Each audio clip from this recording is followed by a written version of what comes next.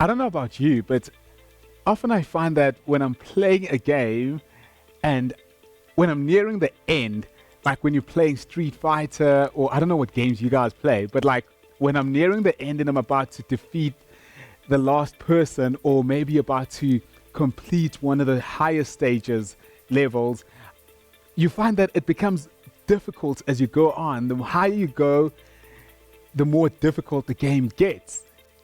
And this is why when we have to pause, or we have to, our parents ask us to go do something while we're playing, we would pause and we would save whatever we've been able to complete, because we don't want to lose what we've been able to complete in that particular level, because we want to see what lies ahead, because we know that after this difficult situation that we've had on the game, something greater lies ahead. There's a new level after that. There's something new to discover in the game. And so we save despite the fact that it was getting much more harder. Maybe you don't play games, and you could better relate to movies. It's like when you're watching a movie, the more things get tense for the main superhero, for the main person in that particular movie, the more we know that the movie is nearing its end. Think about it this way. You've got a superhero, he comes across a villain. In the final fight, the fight is always difficult, but when we see that, we know without a matter of doubt that the movie or that particular episode is nearing its end and something new lies ahead. There's a similar situation in the Bible while Jesus is chatting with his disciples, and one of them points him to the temple and is like, "Yo, Rabbi, look at that temple." And he shows them how beautiful the temple is. And Jesus says, "Oh man, as much as it's beautiful," well, Jesus didn't exactly say that, but Jesus says, "Not one of those stones will remain on another, because the temple will be destroyed." One can imagine, man, these guys started panicking and they wanted to find out when this was going to happen.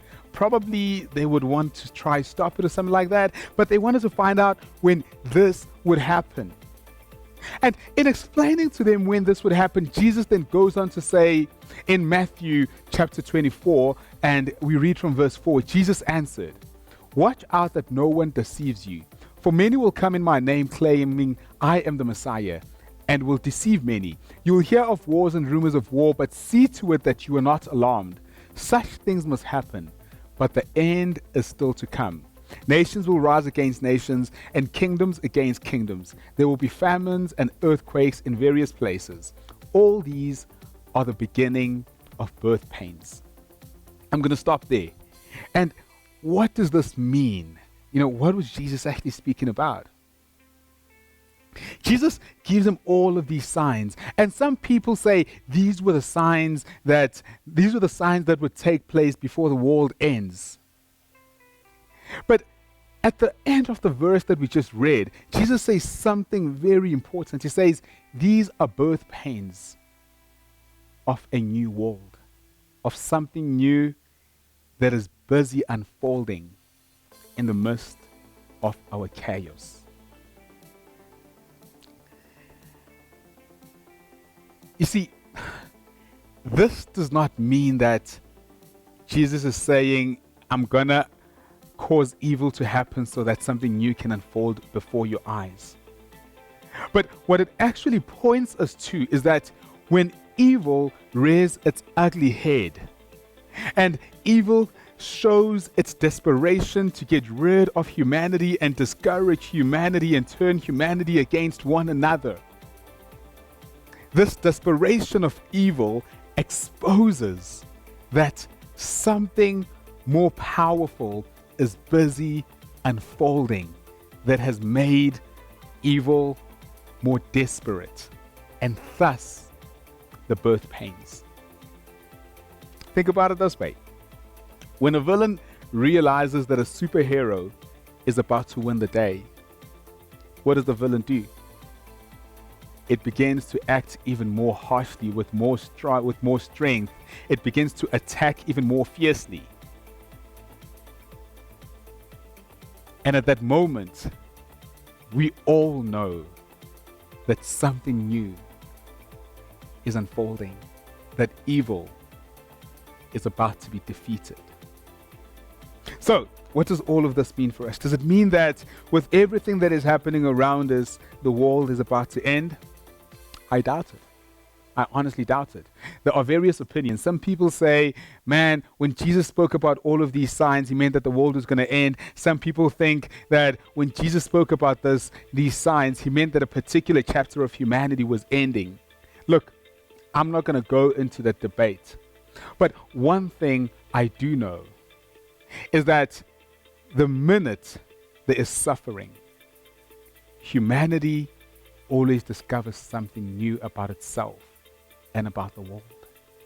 And this is an opportunity once again for us as humanity to discover something new.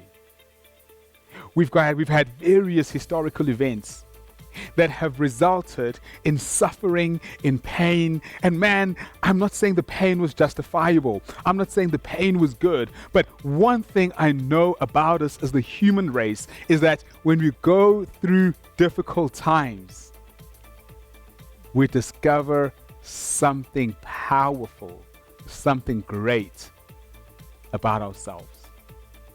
And so this is my word to you today, that as we continue to see all this suffering, all this pain, all this hurt around us, do consider them birth pains of a new world, of a new breed of humanity, of a new kind of people that are more compassionate and more loving towards one another. The more evil unleashes its desperation, the closer we are to finally defeating evil in all of its manifestations. And so, I know that some of us have went through difficult times during this season. I know that some of us have probably been anxious because we've been exposed to people who have been infected. I know some of us might have lost loved ones or might have had loved ones being affected by the whole situation. One way or the other, we are all affected by what is happening around us. And I want to challenge you today to say, man, the easy way out of this is just ignoring everything that is happening around you.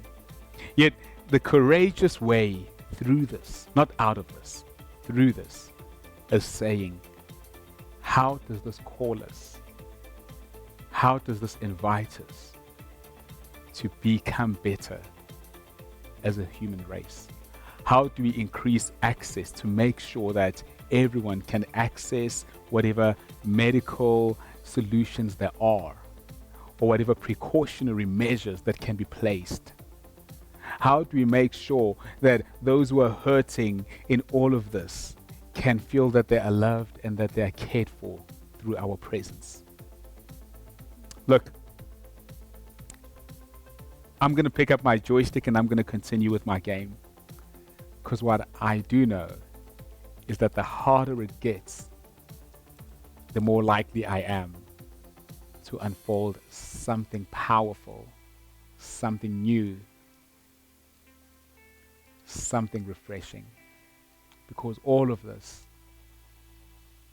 all of these happenings are birth pains of a new world that is unfolding before our very eyes. May God strengthen you. May God heal your hurting wound. May God calm your anxiety. May God help you to become a better person through this season. Amen.